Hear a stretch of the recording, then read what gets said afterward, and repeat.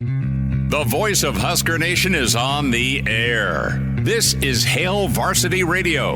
Insight, opinion, expertise, along with the biggest names talking Nebraska sports.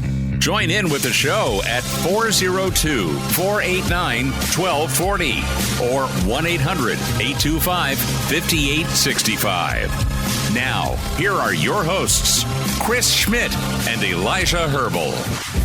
Welcome to it, midweek editions here. It's Hail Varsity Radio, powered by Hurrdat Sports. Chris Schmidt, Elijah Herbel, and you. Hope you're doing all right. Plenty to get into. Coach Rhule getting the guys ready before they head off to Champaign and call the fire department. Literally, that happened last night, as we'll have an update on just where things are at for Nebraska and Illinois for Friday night. Sounds like things will be okay. Mike Babcock going to be with us. He's in the green room already. Babbers can't wait to hang out. I love it. We'll talk with Mike Babcock from Hail Varsity in about 15 minutes. In hour two, Evan Bland joins us from the Omaha World Herald. We'll get a Jock Doc on Aaron Rodgers. Is this real? Could he get back before the Jets season concludes? Also news on Randy Gregory. Sorry about that one if you're a Denver/Nebraska fan. Well, we'll get into it. We'll talk Randy Gregory now on to the unemployment line. We'll see how long that lasts. And is Urban Meyer coming back to the Big Ten? Sparty wants them some Urban. Is that real or not? 489-1240, 489-1240. You can also email Chris at HailVarsity.com. Find us toll-free, 800-825-5865. Can watch the show, comment on the StreamYard, Hail Varsity YouTube channel, or the Hail Varsity Radio Twitter feed. Can rewatch the show there at HVarsity Radio, Spotify, iTunes, Google Play to download the podcast. Brendan chimes in already. Felt inspired yesterday from the crock pot discussion on pot roast, and he has fired up some pot roast today. Nebraska will need a healthy dose of pot roast on Friday night. That is the front four of Nebraska's defensive line. How was it? Did you nail it last night with your pot roast? I think so. Did you share, or is it just all for you? Well, no. Well, it was mostly for me. So the leftovers, but the roommates get some. The leftovers go to me. They get as much as they want whenever it's hot and fresh. As soon as it goes in the fridge, though, that is going on my shelf in the fridge, and that is mine. Okay, so it's not unlike your setup with your good roommates, where things are marked. There's probably security footage. That's mine. That's yours. Deal with it. Well, I had the same thing in my household. Like, the wife says she will hide about any and every frozen treat there is. She will bury, whether it's the Dum Dum cones or if it's ice cream sandwiches or whatever's great and probably terrible for me, that is buried in back behind stuff that probably is expired 3 years ago. And her and Junior both hide it to keep it from me. Pot roast would be a great NIL perk. Some kids want laptops, others want tablets. Utah is getting, everyone on Utah is getting a 6-month lease for a new Dodge Ram 4x4. Those are sweet, to the tune of $6 million. I would say give me a pickup, give me an apartment, and give me Elijah's pot roast recipe. It was good. I know there's trading table, but as long as we're asking, Dodge Ram pickups, we're not endorsing them other than, yeah, it'd be cool in our garage, right? I like what I drive. You like what you drive.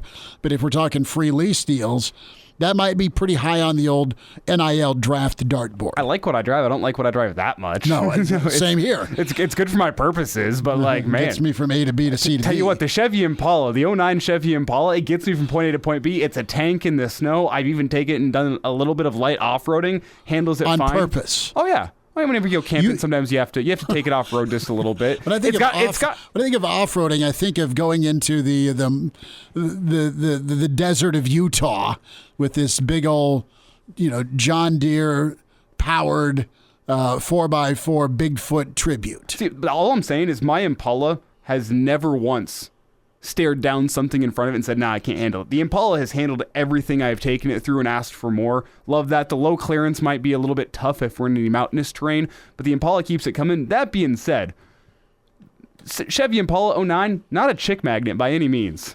That's what the mustache is for.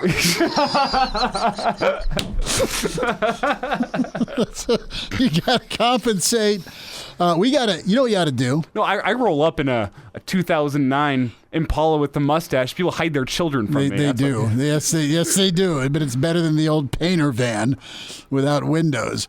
If you show up in a red Hawaiian shirt and a Detroit cap with some aviators, I'm just saying.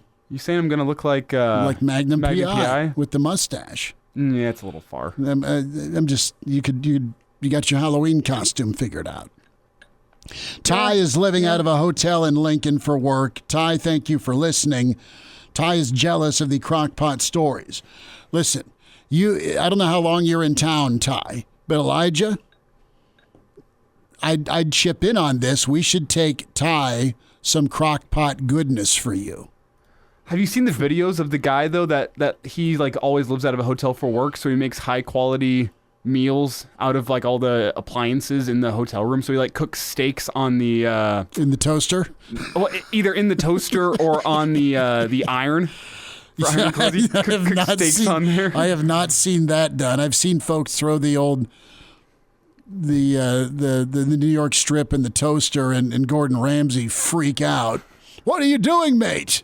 You know, so yeah, we need to get more info from Ty on if he's used the iron to get the medium rare crispness that we all desire. And this is why I don't use the iron at hotels, or really anything that's provided at hotels. Good. Thank God, Ty, you went to the single barrel. It did not disappoint. So instead of saying, you know what, crockpot, single barrel steak, crockpot, single barrel steak, Ty, we'll try and make it worth your while. We'll chip in and get some of Elijah's pot roast to you before you leave town. That would be fun. Anywho, Nebraska and Illinois. Remember back at the beginning of the football season as we're trudging through August and we're talking about most important ball games of the year, and we had that discussion for a couple of 3 days.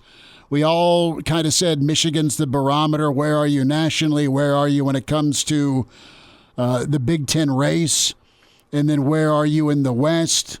It'll tell you a lot with how you look against Minnesota. Didn't finish against Minnesota, but you played well. Well, as things have matriculated, Minnesota's not that good. Nebraska's still trying to figure things out on offense. But we're right. This is kind of your one-game season. There's other opportunity to get to 6, to get bowling. It gets much more difficult from a morale and a momentum standpoint if you don't take care of business on Friday night against the Illini. We circled this Michigan to Illinois stretch just because of the turnaround time, short week, and it's no fun to play Michigan. It's really no fun to get killed by Michigan, and then you go play Illinois on the road because of their reputation under Bielema and under Lovey, how physical they've been. Well, Illinois is a far cry and pretty much in the same boat as Nebraska from a disappointment standpoint. I don't think Nebraska fans expected to be 2-3, but I don't think Nebraska fans expected Nebraska to be 4-1 either going into Illinois. Some combination, but 2-3 was not something you were dreaming of. Illinois, though, is supposed to be maybe a one-loss team right now. The Kansas game wasn't fun. They were supposed to beat Purdue. They've looked very mortal, and it's interesting to see how this thing shakes out. Talking to some Nebraska friends who really love the program. They love the program so much they donate to the program. They're really kind of at a high level of frustration just because of how incomplete the offense has been, and that's going to be an important talking point. Can Nebraska, and we'll hear from Rhule in just a little bit, but can Nebraska figure out to be a little bit more explosive on offense? Can they be a little more talented in the run game. They're going to try and run the football, Elijah. I don't think they're going to try and run the football up the middle too much, or they'll pick their spots to do it, but it's going to be attacking the edge. You'll probably see some quarterback run. You might see both quarterbacks in the run game.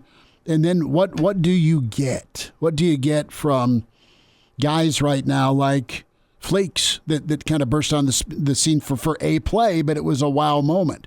Can you continue to go to Fedoni? Can you keep Kemp going across the middle? And otherwise, you do need to sprinkle in some more freshmen. And it sounds like Doss has made some progress, and he might be a bit of a new face, a difference maker that can help spark this offense. That's a big ask. He's not been on the field because of injury, but from a speed and talent standpoint, he's different than what you've been able to put out there. Well, and yeah, you kind of laid out the fact that he's come back from injury, but he was a guy that the coaching staff was really high on early in fall camp in terms of those freshman wide receivers, in terms of college readiness. They were high on Doss. Can he bring something? But the question to me is, can Nebraska show enough in that passing game? Did they show enough against Michigan just to keep teams from loading up the box, putting 8 guys in there? Can you eventually beat somebody deep? And you had the crossing route to Kemp against Michigan that went for some yardage, and a very similar route with Washington that did enough. Is that going to be enough to keep Big Ten teams from loading up on the box and saying, hey, we have to respect the deep threat here of Nebraska? I don't think there's been enough just yet, and that's going to be a key to opening up some of those rushing lanes inside, as you laid out, Schmidt. You don't think there's going to be that much room to run inside, and it's because teams thus far this year have seen the scouting report in Nebraska and said, well, it's better if they beat us through the air than through the ground, because if they do beat us through the air, it's not going to be very often that they do that. So we'll load up the box and we'll deal with whatever consequences come from over the top. Heinrich Harburg can maybe hit Tommy Hill on one of those routes that's been open, or Jeff Sims if he can make a good decision and actually complete a pass downfield. You're going to be willing to take that risk in order to say we're going to stop Nebraska's inside rushing attack and make him beat us in other ways. Can Nebraska show enough to force teams to not put 8 in the box every single first down? I haven't seen enough just yet. I don't think Illinois has seen enough just yet. Does Nebraska have that counter punch ready on a Friday night to force Illinois to go lighter in their boxes and give you some room to run the ball up the middle? Because that's what Nebraska needs. Your offensive line isn't good enough to run against heavy boxes just yet, like Michigan can, like some of your big dogs in college football can. Nebraska's offensive line is not that good. You got to be able to show something that'll force teams out of a heavy box and give your offensive linemen a chance on those inside running plays. Friday is all about hope for Nebraska and the rest of the season because of where you need to get to. 6, I think, is everyone's baseline. There are those of you that said, listen, it's too big an ask to get to a bowl game in year 1. I think with the schedule you had, 6 needs to happen. There's no recourse if it doesn't, other than it puts you a little bit behind with, I think, where you want to be with your rebuild. You need to find a way to get impact players involved so your offense isn't so hit or miss. And you've had different versions of hit or miss offense the last several years, where it was throw it up the tray a year ago and Nebraska could and would score on a big play. Nebraska's trying to be more methodical now. They're just not very great at doing that. When it comes to hope and outlook, listen, you've got early impatience with this football program. A lot of it's on offense because of how inconsistent and low scoring they've been. You've been somewhat probably surprised, and you like where the defense is at, although it wasn't great against Michigan. You didn't like how they looked against Michigan. But do you have that impatience intensify on Friday night? Absolutely, if you don't get out of Champaign with the win. And if you do win, you're at 3-3. There's a bye week, and some of that early impatience, maybe the brakes are pumped a little bit again because you're able to get back to 500 with some winnable games on your schedule. And don't kid yourself, whether you beat Illinois or not, it's still going to be a knife fight with Purdue. That's just where Nebraska's at. It's going to be a knife fight with Northwestern. That's just where Nebraska's at. There's no easy game on Nebraska's schedule because there's nothing but losable games on this schedule. There's also nothing but winnable games. Right now, the rest of the schedule, aside from the trip to Madtown and a roadie to Michigan State, Iowa coming to Lincoln, and then Maryland, as they're unbeaten and almost ranked right now, those are games that maybe if you win one of those, that's big. You don't want to have to go win all of those. Mm-hmm. And you're getting to that point right now and where it may be checkout time for the fan base. I mean, you're tired of waiting for 2 decades, I get it. But the early impatience is very real. I think the pressure is mounting in a good way for this football team to respond. And they've had opportunities to build up and deliver on one of these moments. Colorado didn't happen. Minnesota didn't happen. Michigan was a complete butt kicking. Here's your next mile marker for improvement and progress. You look better as a team. All right? You've played better as a team in comparative examples. Now go get the win if you're Nebraska with a wounded animal sitting at home. Yeah, and you talk about these next couple games, Schmidt, being a knife fight.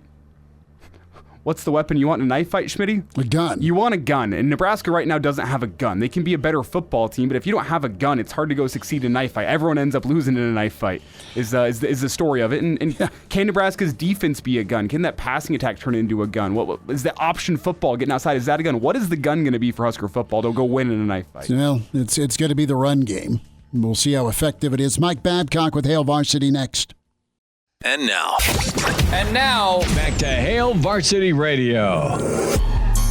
Great to have you back. It's Hail Varsity Radio on a Wednesday, powered by Hurrdat Sports. Schmidt and Elijah Herbel. We welcome in with Hail Varsity, Mike Babcock. Be sure to subscribe to Babbers and do so. Get his newsletters that come out twice a week. A historical look and, of course, a thought on the upcoming matchup. Can send an email to Mike B at hurrdatsports.com to get locked in with what Babbers has to say.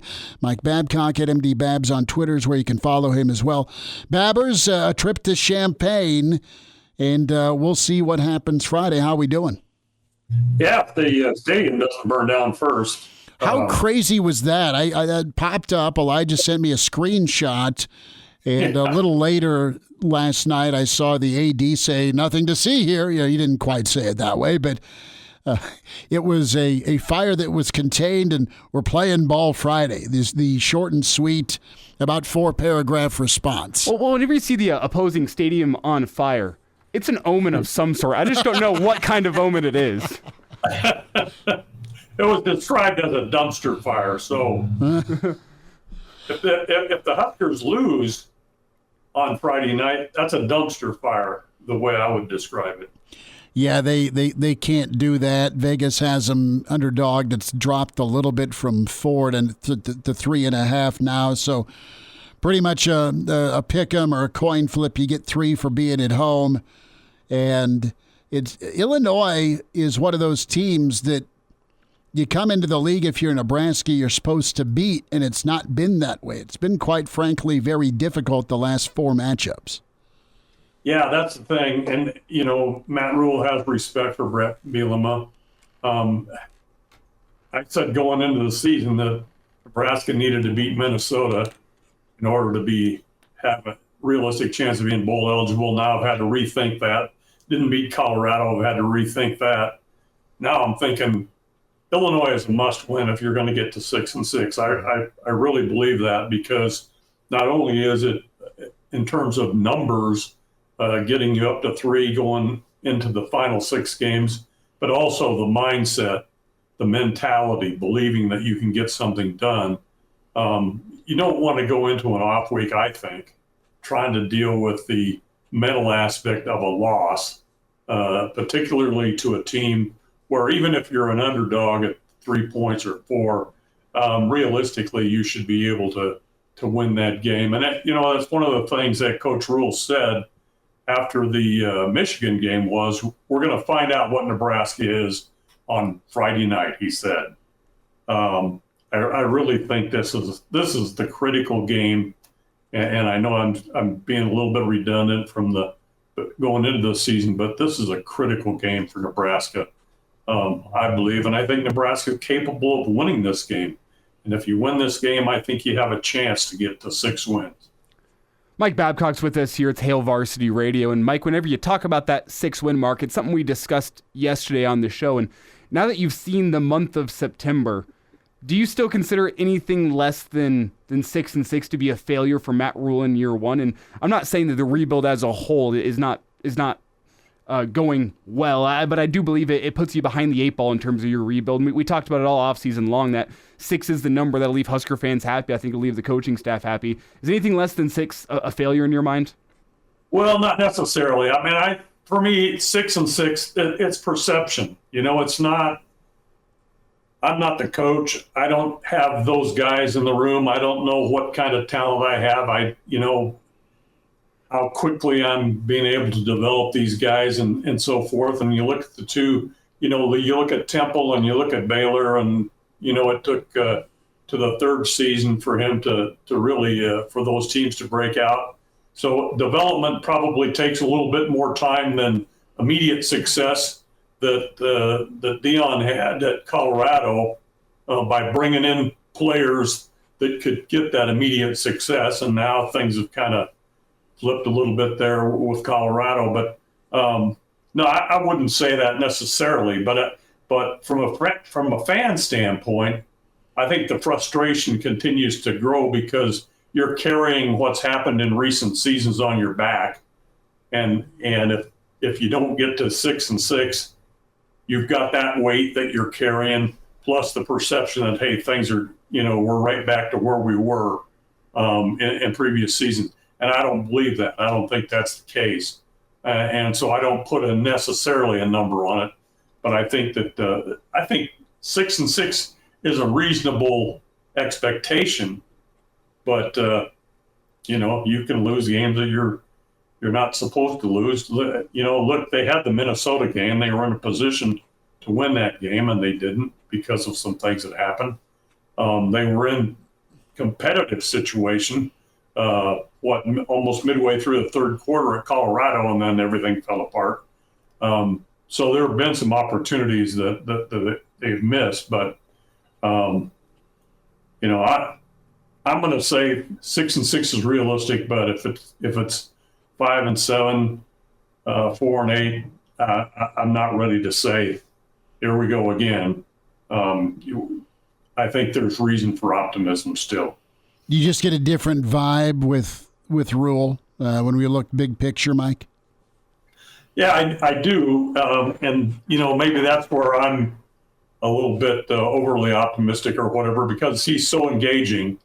And, as other people have pointed out, I think that he kind of uses the media in some ways to send a message to his players and to his assistants.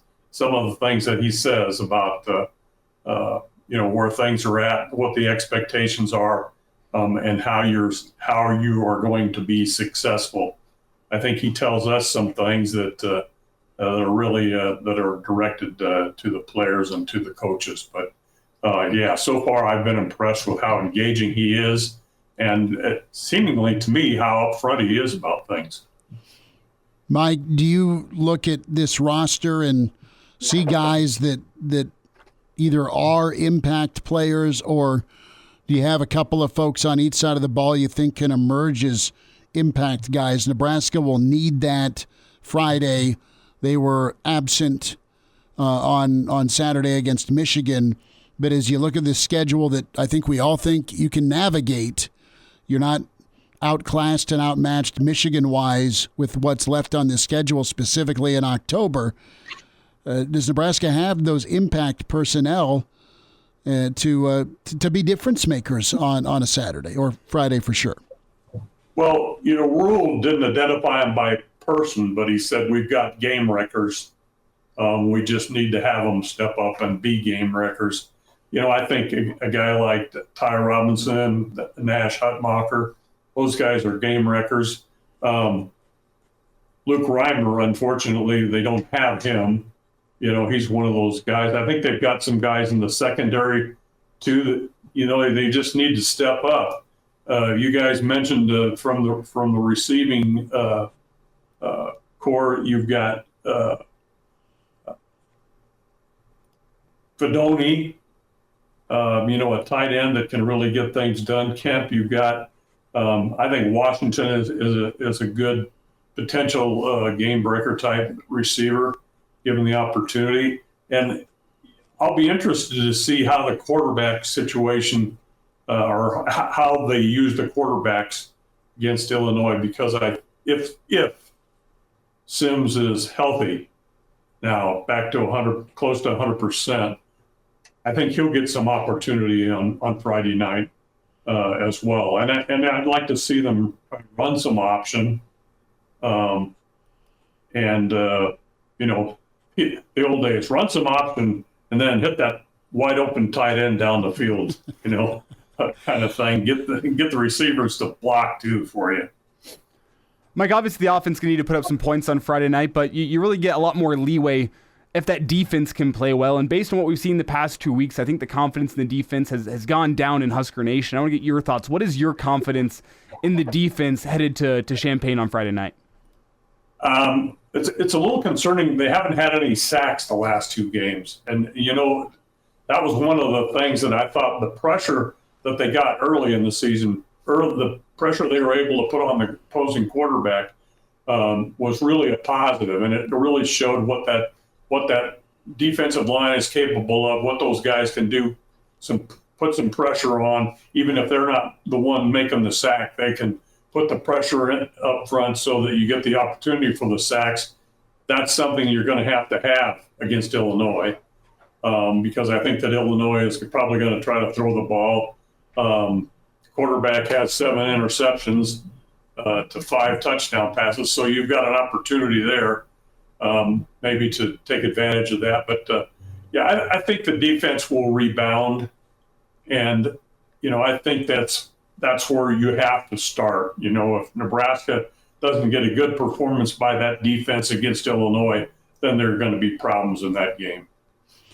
Mike, I kind of sensed it with Tony White. Elijah and I were listening to it and played it yesterday, and he, I think, was probably not as aggressive as he wanted to be, and I think the players maybe felt that. At least that's how it sounded to me. And if you got to live and die with man coverage because you're bringing a 5th and a 6th guy, or you're bringing more, then so be it. But that's what you were doing against Colorado. That's what you were doing against Minnesota with those pressures, with this hard to prepare for defense. And they tried to get by with just getting home with 4, and it didn't work the last 2 weeks. Sure as hell didn't work against Michigan. And as quickly as Tech got the ball out, it was problematic. They kind of had to play more reactionary versus attacking. I think moving forward, you got to be attacking, and if you give up some big plays, so be it. Yeah, I think that was the message from Rhule and from White, was you've got to be aggressive, and you can't be hesitant in what you do. And so you go out there and you try to you're aggressive. You go after them. You don't hesitate and think, what am I supposed to do? Don't overthink it. Just be aggressive. And if you make a mistake, you make a mistake. But the aggression has to be the thing that drives that defense. And I think they have the guys that can do it. But I think that there's been some hesitancy, apparently, from what the coaches have said as they look at the film. And I think you've got to set that aside and go after the quarterback and the running backs, and you've got good guys in the secondary. Mm-hmm. You're going to get the coverage there. You can have confidence in them. Mike Babcock with Hail Varsity. Get a subscription to his newsletter each week. Send an email, mikeb@hurrdatsports.com. Babbers will check in again. Thanks for jumping on with us today. Hey, thanks for having me, guys. Get that fire put out. All right. We'll call the department. Love it. Mike Babcock, always love hearing his thoughts on Husker football. Some thoughts from Coach Rhule. Is Urban headed to Sparty? And now, back to Hail Varsity Radio. Thanks for spending time. It's Hail Varsity Radio, midweek edition. Reminder, we are at the Hurrdat Sports Bar and Grill Friday road show, 4 to 6, just ahead of a watch party. So get there in La Vista, the Hurrdat Sports Bar and Grill. Myself, Elijah Herbel, up there for Hail Varsity on Friday.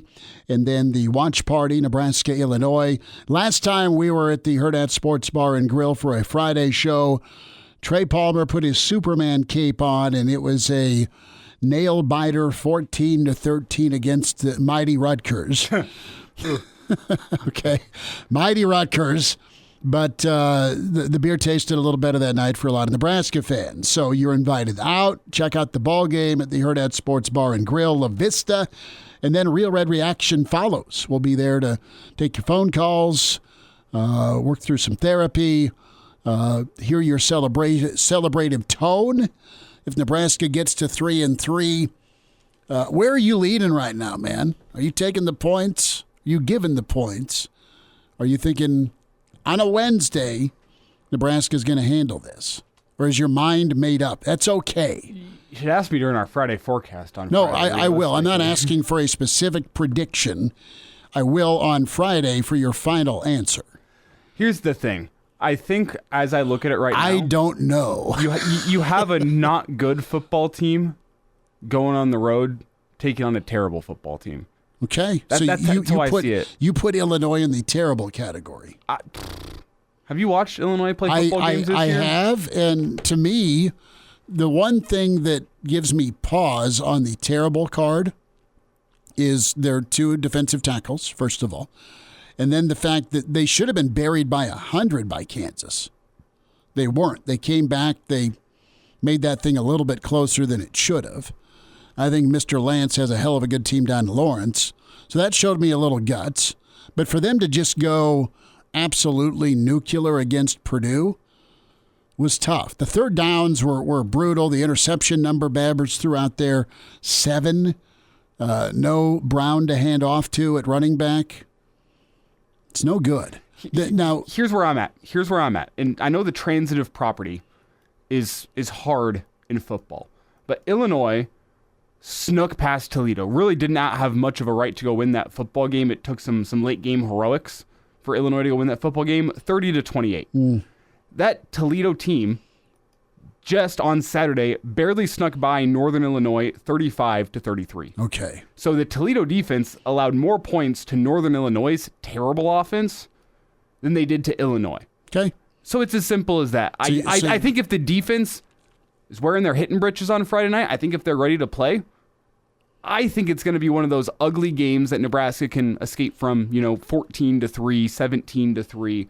It comes down to, though, is the defense back to where they were in terms of effort and in terms of intensity as they were whenever they played Northern Illinois, whenever they played Colorado, whenever they played Minnesota. We haven't seen it the past couple weeks. If the coaching staff can get those guys playing right and playing with some fire, I don't think Illinois' offense is that much of a concern. And I think if the defense gives the offense some opportunities, just in terms of, hey, we're going to get some 3-and-outs, we'll get a turnover, we'll give you a short field, I think Nebraska has the leg up in this game. Anonymous chimes in, the Huskers will win every game. They score more than 24 points this year, so they might go 3-9, 4-8. 24's a doable number for Nebraska, potentially, with the kind of mode they're on. And I know they've scored 17 points in Big Ten play, so that would be a monster step, but maybe they're ready for it. And again, the transitive property against who they play in, they may look great because it ain't Michigan and Illinois. We'll see what their appetite for this season is. I mean, that's what it is too. Who wants to be there? And I know that's a bowl take, but both teams have kind of nosedived. The difference is Illinois was a preseason top 2, top 3 favorite in the Big Ten West. Let's hear from Matt Rhule. And Matt did not have his Fire hat on, but he was asked about the fire at the other Memorial Stadium. Yeah, I think Keith just mentioned they sent something. I know Susan talked to their people last night, and they said it was not as big of a deal as it sounded like. I was hoping we could play here. No, but I'm glad everything's okay there, obviously, and glad everything's okay. So, game on, right? Cue up your Wayne and Garth moment. So, energy, is that something that Nebraska can also pack on the way to Champaign? Coach Reed, Andy Reid, when I was at Temple, he was in Philadelphia. I know his family really well, and Coach Reed would always say to his team, which would then matriculate to me, all great teams do three things. They eliminate distractions, they create their own energy, they fear nothing, attack everything. And so creating our own energy is what we try to do at practice, and we simulate that, like even going out at La Tech in the rain delay, trying to create your own energy. When you're having a tough ball game like last week, you have to try to create your own energy. Some guys did, some guys didn't. We created a lot of energy on Sunday night, and no one was watching. We created a lot of energy yesterday morning. We'll have to do that Friday night. It'll be great to be on the road. They'll have, I haven't been to Illinois since I was a player, but I'm sure they'll have an excellent atmosphere. But on the road together, it's all of us just kind of huddled on the sideline, and that's really where some of the growth for our team is. In terms of that winning mindset of what happens when they take the opening kickoff back for a touchdown. Let's say, what happens if you're down by 14? Where's your energy at then? And to me, some guys are really starting to step up and realize, like, hey, I could be that guy. Right now it's the coaches, and, I'm not equipped to do that. So can it be Tommy Hill? Can it be Giff? Can it be Ty Robinson? Can it be, can it be Ethan Piper? Can it be Heinrich or Jeff or Billy Kemp? Who are those guys going to be for us? And that's part of this process. And so this will be a real challenge for us Friday night in all these areas. One thing I think you're trying to figure out, we'll talk with Evan Bland about this, how many guys from a mentality standpoint are on this team are still in a quasi-positive mindset? No, you're not where you want to be record-wise, but is there trust where it needs to be in their own play, and then also what they're being asked to do? Or is it a simple case of you're relying on some front runners? When things are great, they're out there balling out great. When things go sideways, and there's been enough instances this year where it's gone sideways. Can you overcome that if you're somebody that's been in the program a while and finally it stops? You go get a win, even if you get down 10-0 to Illinois, or is it time to look down the depth chart and play some of the younger guys who haven't had a history of losing and may give you the same or better production? I mean, I think we're also at that jump off the diving board point of, do you go young and just this season is what it is, and you build for the future with some of the youth if some of the older guys aren't getting it done? And I think that's a question, as we kind of talked about yesterday, that comes back to the surface once a bowl game becomes a lot less attainable. Mm-hmm. If you go 1-3 in the month of October, and then you start looking at those guys in, I think, the month of November and saying, let's get you guys ready to go. But right now, I think Matt Rhule is focusing on taking this day by day, and he's going to play the guys that take it day by day and focus on getting better every single day. And I think you still have a lot of older guys that are doing that. Couple more thoughts from Coach Rhule on this defensive front. Hail Varsity winding down hour one.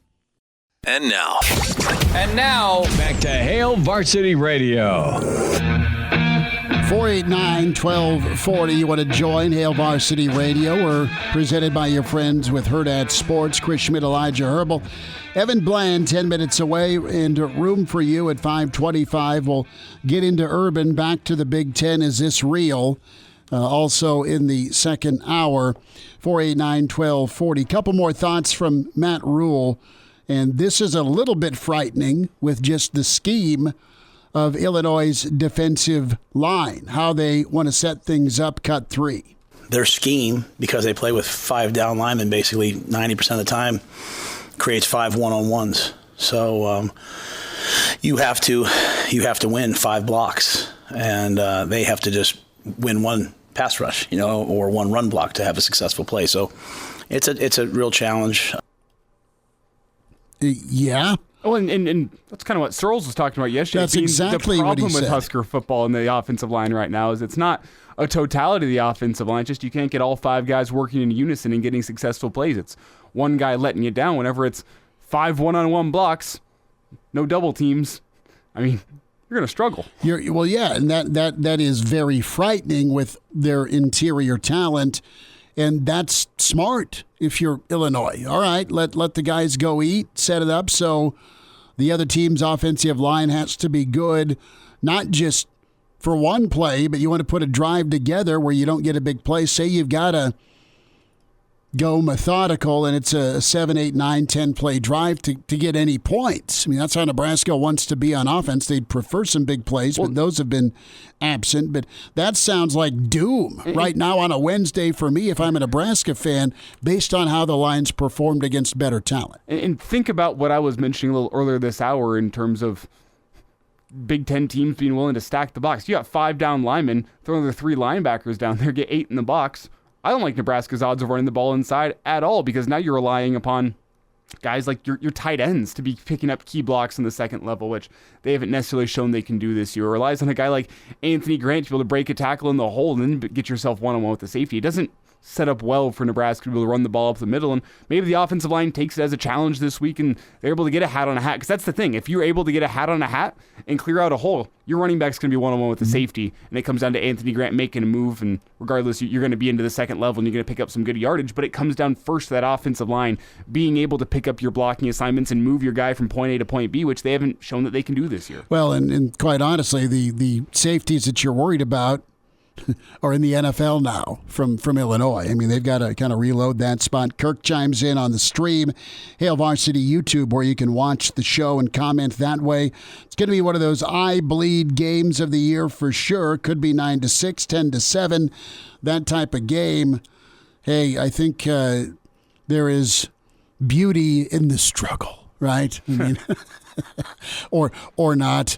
The perseverance part is what you're souped up to try and outlast for Friday night. But beer's going to be cold at the Hurrdat Sports Bar and Grill, so that is one comforting factor.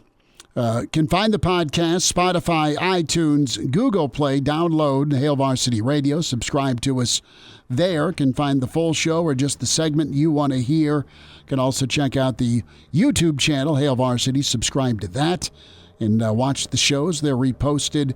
And also rewind for you the Hail Varsity YouTube and Hail Varsity Radio Twitter feed at HVarsity Radio. More of your comments coming up on this matchup, on thoughts where the team is at. And Evan Bland with us, hour 2 on the way with Hail Varsity. The voice of Husker Nation is on the air. This is Hail Varsity Radio. Insight, opinion, expertise, along with the biggest names talking Nebraska sports. Join in with the show at 402-489-1240 or 1-800-825-5865. Now, here are your hosts, Chris Schmidt and Elijah Herbel. Thanks for hanging out. It's hour 2. It's Hail Varsity Radio. You were quick on the trigger there, Schmitty. Powered by your friends at Hurrdat Sports, Elijah Herbel. And I'm Chris Schmidt. Thanks for spending time. We'll get to all your comments we can in the StreamYard, and can find us on the Hail Varsity YouTube channel. Watch the show or hear us across the Hail Varsity Radio Network. Evan Bland with us from the Omaha World Herald at Evan Bland, OWH. We'll spend some time with him talking Big Red. Thoughts on Michigan State and Urban Meyer. Thoughts on Harbaugh from Joel Klatt and his future in Michigan. We say hi to Evan. Evan, what's shaking, man? Are you at least out on the back patio enjoying the sunshine, enjoying this top 5 day, or are you hunkered down at the sports desk? Well, I put in my time, I think, and so yeah, I've been out a little bit. I know we had our quarter zip conversation last week, but we're inching ever closer to that. This feels like really the kind of the first real feeling of fall today. It is awesome. We should be on the golf course figuring out a way to do a show remotely from said golf course while we talk and putt for dough. We are not, but it will be full quarter zip at the Hurrdat Sports Bar for me on Friday. I'm calling my shot already, Elijah. Unless you want to twin it, that's fine. The topic of energy, Evan, do you worry about that for Nebraska on Friday night? Well, I asked Matt Rhule about that today because I was curious, kind of his take on that. Because you think about, okay, they play at Minnesota, they play at Colorado, and those were raucous, hostile environments that affected the offense and whatever else. And then you come home for 3 games and you've got the sea of red as it typically is. So like, I'm curious where that comes from and how they are able to sort of conjure up their own vigor for this thing in Illinois, because you think about really the comparison to me is the 2017 game, which was also on a Friday night, which was also 2 teams in Illinois and Nebraska that were struggling at the time, and you had like 43,000 people there. And I remember there were upper deck sections there where like 1 or 2 people would have an entire section to themselves. And so, what does that look like? And Matt Rhule said, he cited some wisdom from Andy Reid from when they were sharing a stadium in Philadelphia, and he was at Temple, about how that's one characteristic of a great team is they're able to create their own energy. And again, that's not necessarily when it's just in a hostile environment, but maybe it's in a flat environment. And I think that's a possibility. He said they simulate that. They even to the point of like, how do you come off of a weather delay with some bounce to your step, and he has said that weather delay against Louisiana Tech a couple of weeks ago, he wasn't happy with how they finished that. And so when you sort of look at all these little little mile markers about how the team has come along through this year, I think that's an interesting one to look at. Is okay, maybe it's flat, maybe you fall behind by a touchdown early or whatever, maybe things don't go perfectly off the jump. So how do you guys as players on the sideline sort of fight through that and maybe rise up even when those situations occur? So I don't know that we know the answer to how they'll respond, but we do know that's been a focus and something they've been working on trying to improve. It's Evan Bland with us here from the Omaha World Herald, Hail Varsity Radio. And Evan, to flip it around, Illinois, they have to bring their own juice on Friday night as well. It hasn't been the season that a lot of people forecasted for them, a bit down following that fantastic season last year. What kind of motivation are they going to have on Friday night? Yeah, it'll be interesting. Like, I think when you look at, these are 2 teams that have been disappointed in the starts that they've had, but I think Illinois even more so, right? You think about the jump that they took last year. You win 8 games. It really kind of felt like maybe that would be the jumping off point in the Brett Bielema era about, a tough defense and a sort of a ground and pound offense. And we really haven't seen much of any of that. Luke Altmaier's come in. Nobody has more than the 7 interceptions he's thrown to this point. To me, one of the most confusing parts about why Illinois has been so bad has been the defensive line, because they've got a couple of guys who are going to be future NFL players who were all Big Ten picks last year, who were preseason all Big Ten guys, and it just hasn't, for whatever reason, shown up. And maybe they're missing Ryan Walters, their old DC, who's now at Purdue, more than they would have anticipated. But it's a group that, this week in year 3 under Bielema, he's getting questions about what's the identity of this offense. What are you trying to do? And that's obviously not what you want. And so even just coming off of this last week, Nebraska was humbled heavily by Michigan, but so was Illinois against a Purdue team that I don't think anybody saw that thing coming. So as sort of tough of a headspace as Nebraska has been in, I think coming off of that Michigan game, you could say Illinois even more so is sort of scuffling, figuring out what it is, again, with a lot higher expectations for this season than what Nebraska had coming in. What do you think Nebraska's plan will be on offense, given that Illinois has those difference makers on the interior? What are you putting together if you're Satterfield, and what are you looking at with the quarterback situation? I think my thoughts is that it's going to be more of what we've seen the last few weeks. I don't know why you go away from Heinrich Haarberg on a short week like this. Again, as frustrating as that Michigan game was last weekend, I don't know that Haarberg played poorly or was the reason why things got away. So I think you see more of him. You make Illinois defend the quarterback run game, which they haven't had to do, I don't believe, since their opener. And so I think that's probably where you start. Those 2, linemen that they have in Newton and Randolph, those have tended to be interior guys. So maybe you run a little bit more around the edge. you get a little creative there, some swing passes, things of that nature.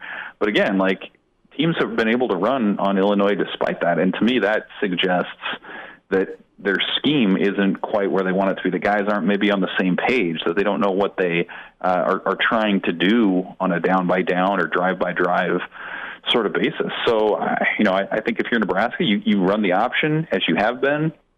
You pick your spots with play action to go deep and to maybe catch the defense off guard. And then you hope, again, that you can figure things out just a little bit better than an Illinois team that in most metrics has struggled just as much as Nebraska.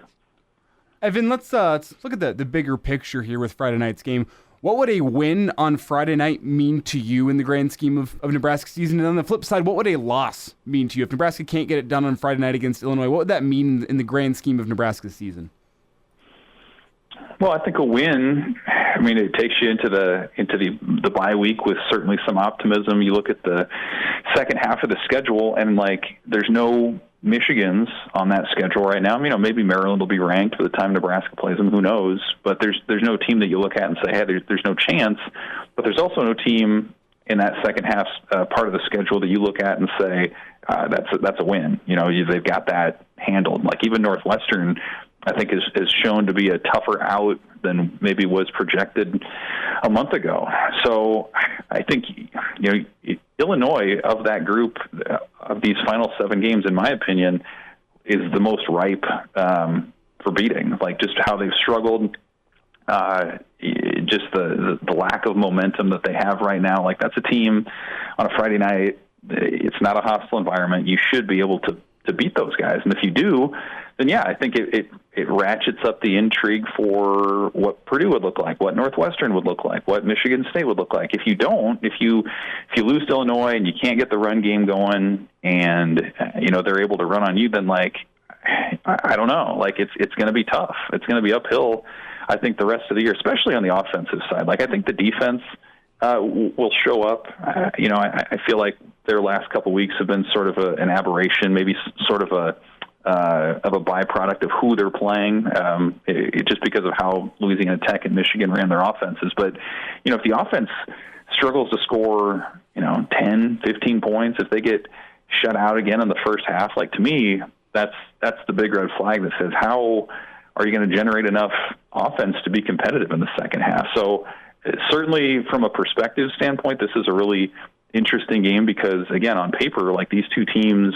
are sort of mirror images of each other. It's sort of the Spider-Man meme, right, of the Spider-Man guys pointing at each other. So I think if you can pull that thing out, you're in the mix in that second half in a really bad Big Ten West. If you don't, you're going to have to work hard to conjure up some optimism for the second half. Evan Bland is joining us, Omaha World Herald. Can find him, omaha.com, and follow him at Evan Bland, OWH, talking Nebraska and Illinois. What about the feedback you've gotten and the good folks at the World Herald from the fan base right now? Frustration level is what out of 10? And kind of couple that with the patience part of things. Are things teetering right now with Nebraska fans still caring enough to invest?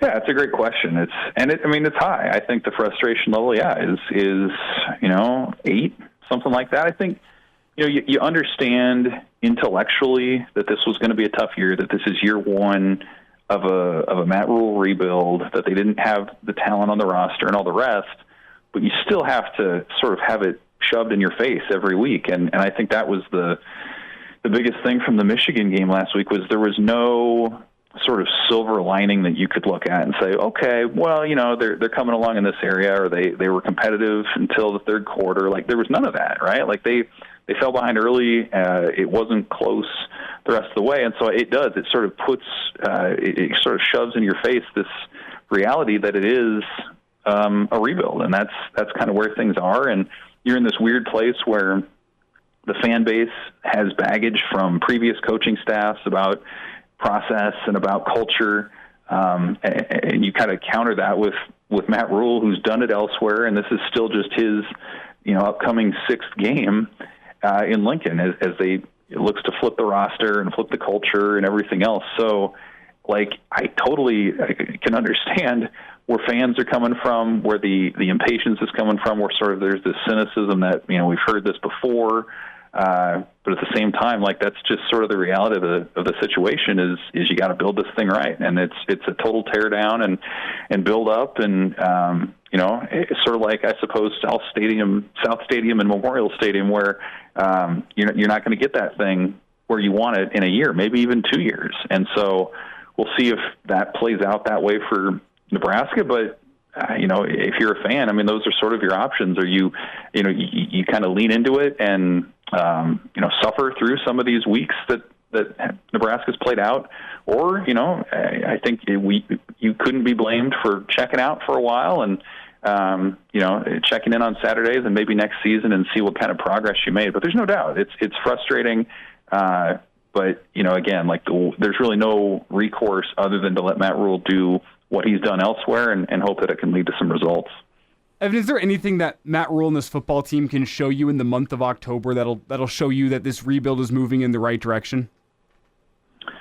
Yeah, I think it's small stuff, right? Like that's the other kind of weird part about where we are in this season is, again, especially if you lose to Illinois, like the fun big picture goals are all, on life support in terms of a bowl game and having a winning record and being in contention in the West. But like, again, if you follow it closely, I do think there have been signs that things are sort of coming along. Like, Matt Rhule talked today about the defensive line, and that's a group that's going to be really good, I think, in a year or two. When you talk about Prince Will, Uman Mielen, and Riley Van Poppel, and Vincent Carroll Jackson, like, there are guys that they're really optimistic about behind the scenes at that position. He talked about wide receiver. I think that's another obvious spot where you've got half a dozen scholarship guys who figure to be playmakers down the road, and you're still setting the culture, and you're still sort of finding that toughness on the lines and figuring out all the little things. So I think that's kind of where you have to start is, by the end of the season, maybe they're 6-6, maybe they're 5-7, whatever. But you have to, at this point, I think, look at the little battles, look at the individual player developments, look at the position by position and maybe how far that it's come over the course of this season. And then you build on that because, I think, again, if you're just focused on the big picture stuff, if you're casually following the team, this looks like more of the same. I think it comes down to some of those details that you have to look at to be optimistic about where this thing's moving in the future. Evan, about 30 seconds. Do you see more snaps by the younger kids against Illinois on the defensive line? Yeah. Prince Will has gotten about a dozen a game. You figure that'll continue. Van Poppel, he had close to 30 against Michigan, and Rhule pointed him out and saying, he wasn't knocked back at all against the Wolverines. So I think you see him as well. Cam Lenhart is back, or will be back, Rhule said too. So, yeah, it's a deep group. It's a group that, that obviously that's one of the most important positions on a football team, and I do think the depth that they continue to show there will pay dividends as you get deeper into October and November. Evan Bland with us, Omaha World Herald. Evan, have a good trip to Champaign, and always love talking some ball with you. Thanks for a few minutes today. Appreciate you guys. Thanks. There he is. All right, Evan Bland joining us, and can follow him on Twitter at Evan Bland, OWH. But you know what? I'm kind of getting geared up for Friday night. I'm excited to be on the road with you, Elijah. It's a road show Friday at the Hurrdat Sports Bar and Grill in La Vista. So check us out there on the road if you're up that direction. We'll get some Big Ten thoughts, some news maybe being made here as we get towards the end of November with the Big Ten. Hail Varsity Radio is live. Now, back to Schmitty. Schmitty's a great guy, but he don't have a brain. And Elijah. You want me to speak? When I point at you, yeah. On Hail Varsity Radio. Rolling through a Wednesday here on Hail Varsity Radio. We're powered by our friends over with Hurrdat Sports, and Schmitty is somewhere. Schmitty is back into frame. Schmitty is sitting down. He's throwing the headset back on, and he is back. Okay, we've got some really good audio here from Joel Klatt. And yes, he was on Cowherd a little bit earlier. So I've got to give this shout out. My brother Mark, Uncle Mark, been a Rangers fan since the Ruben Sierra era. A Raiders fan? Rangers. Major League Baseball. Rangers fan forever. Nolan Ryan was his guy. Loved him some Nolan Ryan, and this was pre-headlock and savage beating to Robin Ventura. There's a cool starting lineup, actually, of that moment that I've seen for sale, where you're putting the guy in the old headlock under the armpit and he's going to town with the right hand, his pitching hand. So, yes, Uncle Mark, shout out you, shout out Rangers and what they're doing. Email from Kent we'll get to as well. More of your comments. Montana Husker fan chiming in on Rhule. And can also call us up at 489-1240. Rhule gets what's going to make Nebraska football relevant and most importantly seems to be willing to put in the work. Any chance of a turnaround was always going to be a messy project. Lucky to have him. I absolutely agree with the understanding. And he's the one guy in the state that is going to have the most patience because it's his project. And I think he's had good patience, but I also think he's been very real with his players this week. And from the beginning, from the get-go. And if this ain't for you, that's fine. But this is the bar, this is the expectations, this is how things are going to go. And it's centered along development. But man, right now, for a lot of Nebraska fans, you're wanting to get all the freshman wideouts that are fast on the field. You're wanting to go find the next quarterback already. You're wanting to play some guy that's a freshman or a redshirt freshman on the offensive line. All those seem quick, easy, and better alternatives to what the here and now is. But he has experienced this. He's seen this before, and he thinks what they're doing right now is best in terms of long-term, just for this season. And then you can't go back. You can't double back on what you say. You got to follow through with what you say. You got to tell the truth. And he's done that with, it's not going to be easy. It's going to be a hard process. And there are standards. You're not going to cut short what your expectations or demands are, even for some temporary relief with a painful offense. I commend him for that, because too many times coaches say, screw it, get in there, help us win now. But then can you go to the next guy down the road a year later and say, well, I'm going to hold you to this standard.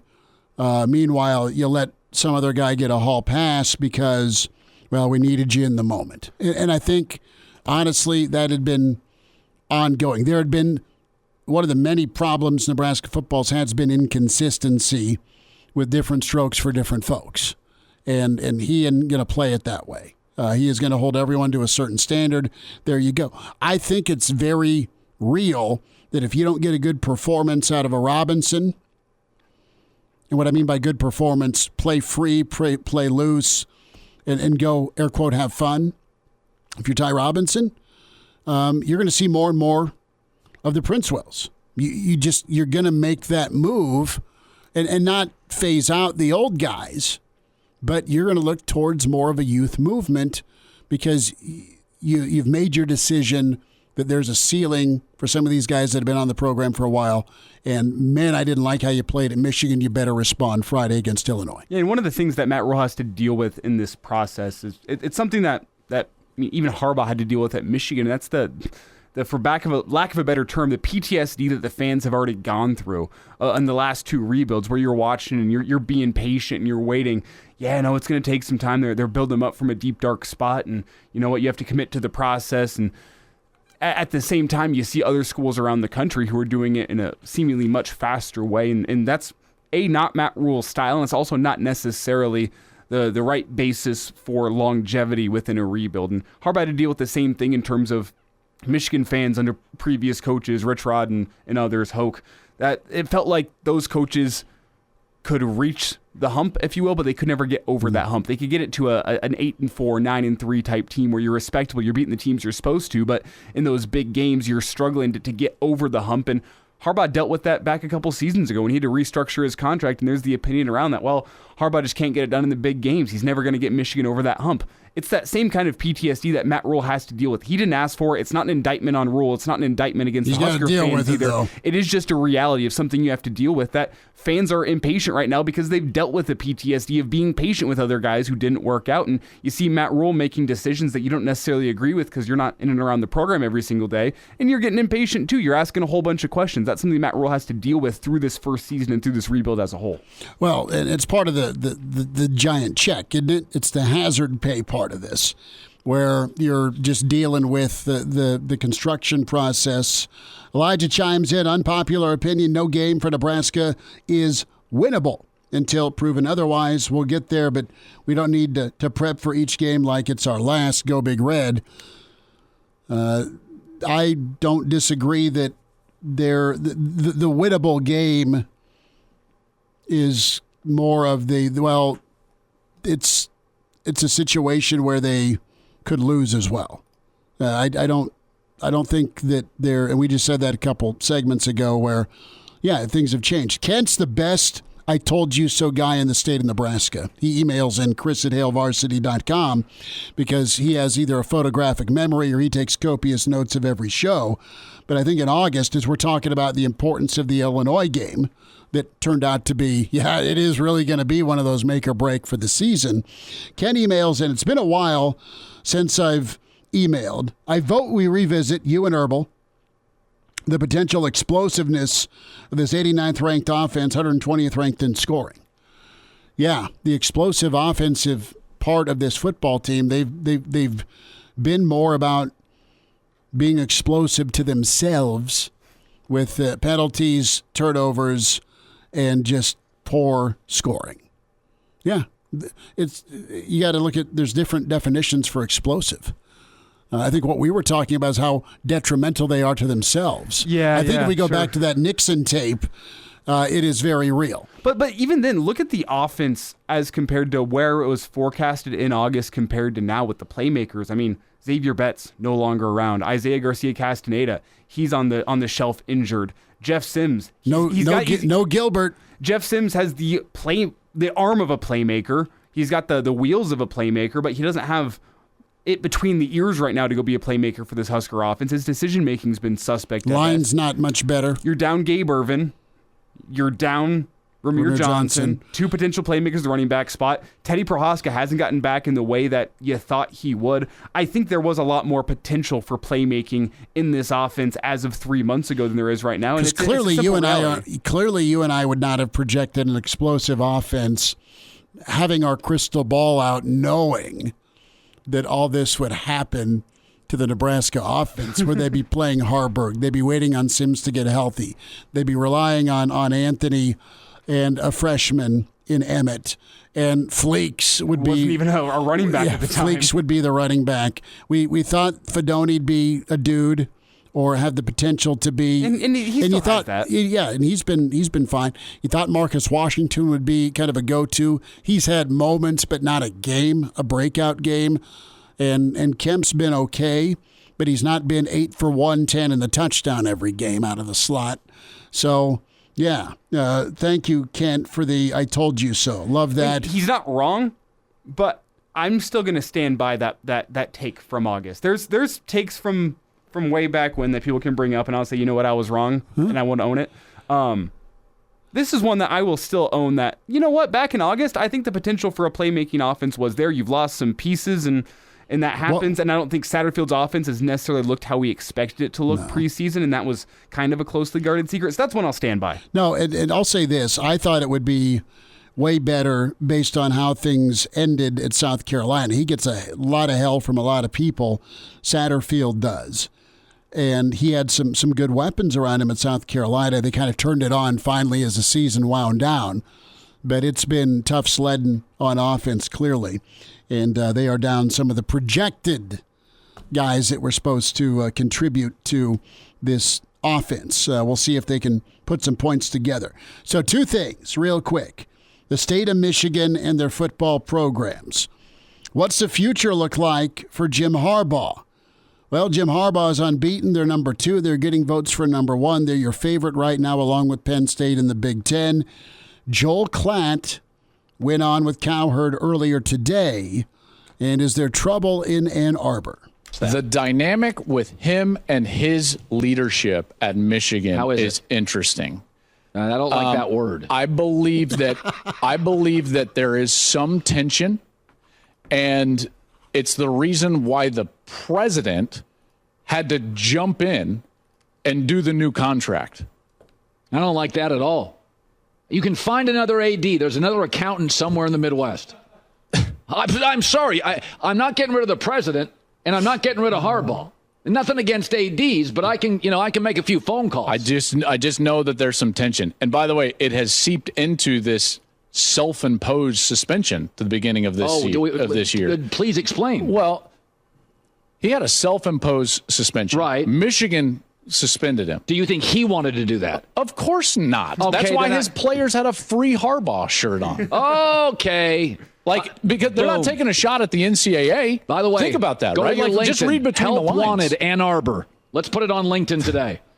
Listen, you can't move. This guy has done everything for this program. I don't disagree. I think Michigan, I don't know what the numbers say, outside of like Colorado and Dion, to me, Michigan is the watch in college football. Caleb, Michigan, and Dion. That's the watch. So, listen, Harbaugh still has the proverbial grudge, you'd think, about having to rework his contract. Urban, right now, apparently is up for an interview. He's had preliminary conversations with Sparty. If Harbaugh goes to the NFL and Michigan is now a one-state program with Michigan State and Urban, that would make more sense. We'll get more into this later. And now, back to Hail Varsity Radio. Back in, it's Hail Varsity Radio. Chris Schmidt, Elijah Herbel, and time for a Jock Doc Wednesday. Nebraska Orthopedic Center, Dr. Brandon Seifert with us. Dr. Brandon, how are we doing? How's the week? It's been great, buddy. How are you guys doing? We're good. We thought about doing a patio show today, but that was not planned. Gorgeous weather. Just the perfect type of weather to go rehab your Achilles in Central Park, you think? Absolutely. Yeah, this is gorgeous out there.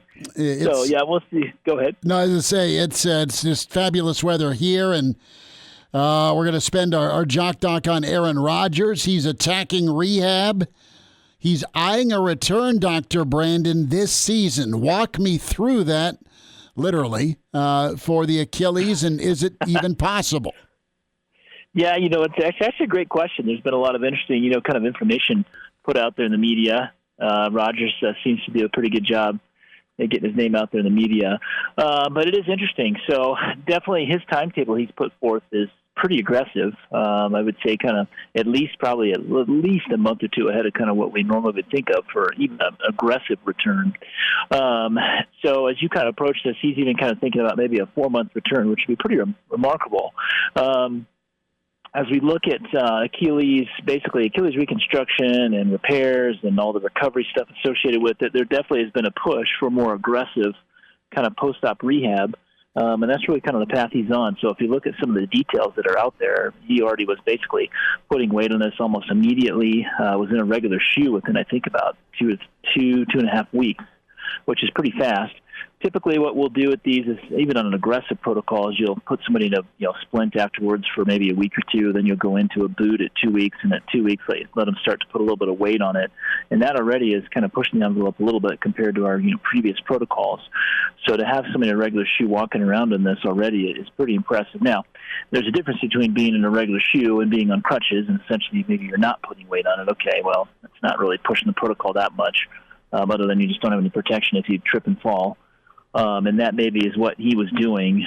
But to really think about a timetable of 4 months is definitely way ahead of the curve.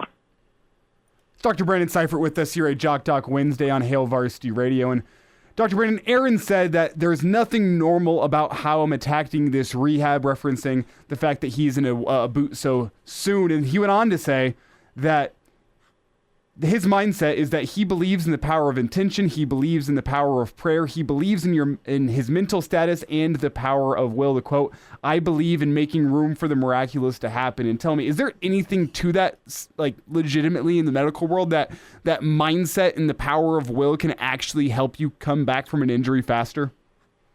Yeah, it's actually it's a terrific point. And so, as a sports medicine doc, just taking care of patients in general, functionally, that ability to believe that you're going to get better, that you're going to get back to the level you were at before, that if there is any kind of setbacks along the way, you're going to push through that. That is such an important part of somebody's rehab. I can tell you, as I look at our athletes, let's just take athletes, for example. When I look at our athletes and I look at, an athlete that has same injury from patient to patient and same procedure, almost everything identical, other than the person, it is amazing to see the differences in those athletes, how they respond. So that positive attitude, the prayer, all that kind of stuff is super important. And so I think that goes a long way in terms of how somebody recovers. But obviously we are in some ways bound by our physiology. And so that's the part that you have to be, careful with. And so, yes, it's reasonable to push the envelope, but as you start to get beyond physiology, which you need time to heal, you need time for that tendon to heal back together before you really start cranking on it, pushing through it. If you don't give it appropriate time to heal, let's say you are progressively reasonably well, then you open the possibility of, as opposed to better healed elastic type of tissue forming in that area, now you're probably developing more scar tissue, unhealthy or potentially even more fragile type of tissue that's healing that. And so you might feel great for a while. You're hitting all these milestones, and guess what? Now you might have an Achilles tendon that didn't heal back with as good a tissue as maybe it would have had you rested a little bit more. And so that's kind of where you walk that fine line, and that's definitely where he is. Dr. Brandon Seifert's with us at Jock Doc Wednesday, Nebraska Orthopedic Center. Aaron Rodgers trying to do the remarkable with his recovery. And he touched on the surgical technique a little bit with his McAfee interview, specifically the minimally invasive speed bridge repair. He said that's allowed him to do movement quicker and speed up the timeline. What is the speed bridge repair? Can you kind of let us in on that? Yeah, the corporation that makes it, I'm sure, is exceedingly happy right now. So we've been giving actually a hard time all week this week. We'll give them some props here. Actually, the company that makes that, it's called Arthrex. It's a sports medicine company. They should be paying me for giving them free advertising here. At any rate, they make it. It essentially is this a different type of suturing technique. It's hard to go into all the kind of specific details. It's actually a technique I use on my rotator cuff repairs. It's a terrific technique. It's essentially a technique where you're not tying knots, as opposed to now you're doing this technique where you kind of lay down the suture, and there's different ways of essentially fixating the suture together. It's more of kind of what we call like a knotless type of repair, is essentially the concept behind the speed bridge. So it tends to be less suture debris. You tend to spread out the tension across a larger area as opposed to right directly where you're laying your knots down. And so that can promote better healing. And so that would be kind of the concept behind it. I have not used this in the Achilles. And I would say that the data would not say that using that implant on the Achilles, at least right now, it might be because there's not enough data that's out there, would say that that is a better technique than a classic kind of open standard Achilles approach and suture back together technique. So it's a bit much to say that that is the reason why he's so far ahead of the game in the Achilles. I can tell you in the shoulder that it's pretty remarkable the difference that implant construct has made in the rotator cuff world, in particular, as I see it in my practice. With the Achilles, listen, it could aid into speedy recovery, and there could be a re-injury just because it's not a norm when it comes to that technique. But that's fascinating about the rotator cuff, where you're using it on that area. Yeah, it's amazing. It's one of the few technology things that I use in my practice where I can sit there and kind of see it right in front of my eyes. Like, wow, this is different. And the techniques Artie was using were kind of way advanced, and then to throw this on top of it, it's really amazing what our patients with that speed bridge can do in a rotator cuff at 6 weeks. I'm just shocked at the kind of things they can do. Dr. Brandon Seifert with us here at Jock Doc Wednesday on Hail Varsity Radio. And Dr. Brandon, Aaron Rodgers, it sounds like he's shooting for a postseason return to be able to make it back in time for the playoffs. And Dr. Brandon, I need to get your professional medical opinion on this. How far-fetched is that, the Jets making the postseason? Do you want me to be honest? Please. Toss bedside manner aside and just give it to us. Oh, that's good stuff, fellas. Well, we'll see. They're 1-3. They're 1-3 right now. Yeah, I think there may only be maybe 2 or 3 more wins in that for that club. We can all in unison fire up the Joe Willie fur coat and cheer him on. Dr. Brandon Seifert's with us, a Jock Doc Wednesday, Nebraska Orthopedic Center, and we're talking the remarkable return of Aaron Rodgers, how quick it's come for him. We'll keep you posted on it. Dr. Brandon, thanks for a few minutes today. Hey, you bet, fellas. Take care.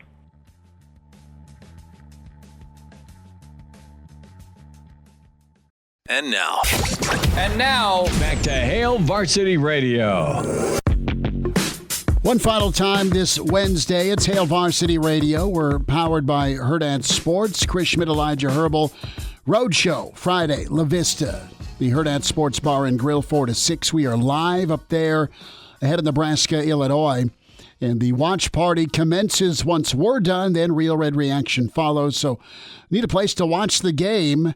Come see us at the Hurrdat Sports Bar and Grill, 4 to 6 and beyond in La Vista. Really great setup TV, Bang Bang Shrimp, pizza, the corn nuggets that Elijah won't share with that hot honey sauce, wings. Odds-on favorite for me right now is an order of wings on Friday night. There's nothing better than wings in football. I'm going to dip my wings in the Bang Bang sauce. I bet you can get Bang Bang wings. We love the Bang Bang sauce so much we titled a freaking episode after it. Right? Spotify, iTunes, Google Play, where you can go find Hail Varsity Radio, the whole show, or just what you want to hear episode-wise with the interviews. So do that, Hail Varsity YouTube channel. Reminder to buckle up, use your seatbelt. It saves lives, prevents injuries only if properly worn. Buckle up, a message from the Nebraska Department of Highway Safety Office. You heard the Joel Klatt, Colin Cowherd earlier about Harbaugh being a bit disgruntled. Jimbo gets disgruntled, and he's got all the leverage. And if they do what they look like they're capable of doing, they'll be in the playoff a third straight year. The other side of that is Urban Meyer. What do you believe? Do you believe Urban's kicking the tires on Michigan State? Our old friend Jack Ebling, Mr. Spartan Football, reached out to me earlier today. I'm playing phone tag with him, and Bruce Feldman reported a couple of hours ago that Urban's not in the running for that gig. What you do have is Bernie Furtado. He's a Michigan insider, Michigan sports insider, not just Michigan football, but Michigan State, all of the state. He covers sports at a high level. Our dear friend Greg Henson, who was with us last week, a colleague of his. And what Bernie's reporting is Urban was in East Lansing Tuesday. There's supposed to be a preliminary interview on this, and just maybe a feeling out process. Here's my question with Urban. He wants to coach again. I know he does. But is Michigan State loaded up with enough talent? They're not what Florida was. They're not what Ohio State was. But Mel has put some dudes on that team. And the cynical joke is, why not go for the trifecta Michigan State? Nasser, Mel Tucker, now Urban Meyer. Huh. The trifecta, right? I mean, the trifecta there. So, well, for all we know, this could be a very Nebraska situation where Michigan State's just sitting down with Urban, trying to what get do you his think opinion. of the team? Who should we hire? Yeah. We really aren't interested in you, Urban, but secretly we're vetting you. Listen, I don't know that Sparty's close to where Florida was when he took over Florida. They're not close to what Ohio State was, right, when he took them over. Urban does not go into places to rebuild. He wants it ready-made. He wants groceries in the cupboard, in the pantry, and in the fridge. He just wants to make his meal and then get out. And Sparty, smart enough at one point in their life to hire Saban, smart enough to hire D'Antonio. Could they get Urban? And if Harbaugh may be on his way out, you absolutely take it that job if you're Urban. You don't have to compete with Michigan. Who are they going to get to replace Harbaugh? We'll talk more at 4 tomorrow. Thanks for tuning in.